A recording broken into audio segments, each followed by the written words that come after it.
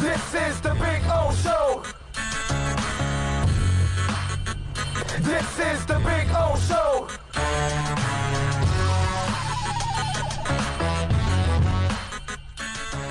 Hey, one more thing I want to mention, because I heard it all from last week, and everybody associates Don Shula's life, and those of us that live here and live the Shula era, and maybe some of you that are too young to have lived the Shula era, but your dad told you about it, your brother, your grandfather, somebody older told you about it. And one of the narratives that kind of came out from last week was the 72 season, and kind of that defined Don Shula, and that defined his entire existence pretty much, and his teams, because they would get together to celebrate every time the last team that would finally lose, and there'd be no more undefeated teams in the NFL and all of that and all those stories. And so a lot of people kind of associated Shula simply with perfection. And what I want to tell people out there that didn't live the Shula era, didn't know who Don Shula was, I want you to know that 1972, when they went 17-0, that wasn't an accomplishment that defined Shula. No, sir.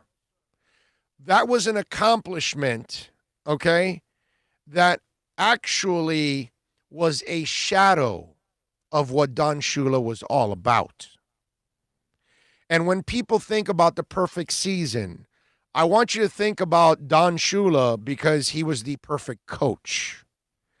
And he ran his life in a perfect motion. He outworked everybody. He demanded perfection from everybody, day in and day out. Practice in, practice out. Whether it was 2-a-days, 3-a-days, 4-a-days, whatever it was. Whether you were watching film, you did it to perfection. Whether you were practicing, you did it to perfection. Whether you were committed to your team, he was committed to his team every single day.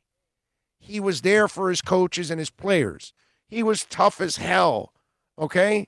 Hard to bust through because of that force field. But that was part of his perfection. That season didn't define him. That season was just an example of his perfection, because that's how he carried his life. That's how he demanded to coach the game. He never wanted to cheat. He didn't want any part of that, because he wanted to coach it the right way, the perfect way.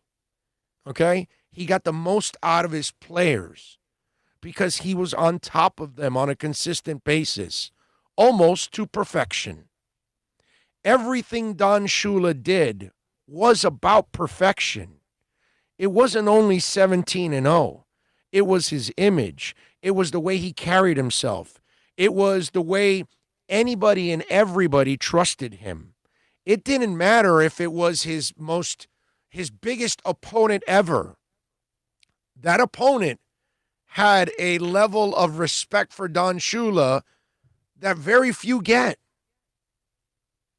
Because while Belichick has got all the titles and he's the GOAT because of all the titles, he doesn't have the perfect image because he didn't carry himself in that perfect fashion. So before you label Don Shula, it's about the 72 season. The 72 season is one chapter of perfection for a man that had many chapters of perfection. Okay? I just want to make sure people understand Don Shula. He built a great franchise, and he did it in a perfect fashion. He did everything in a perfect fashion.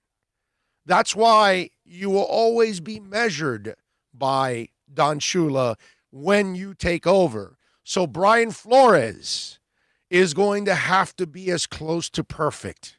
Because if you ever want to be compared to Don Shula, then you're going to be compared to perfection.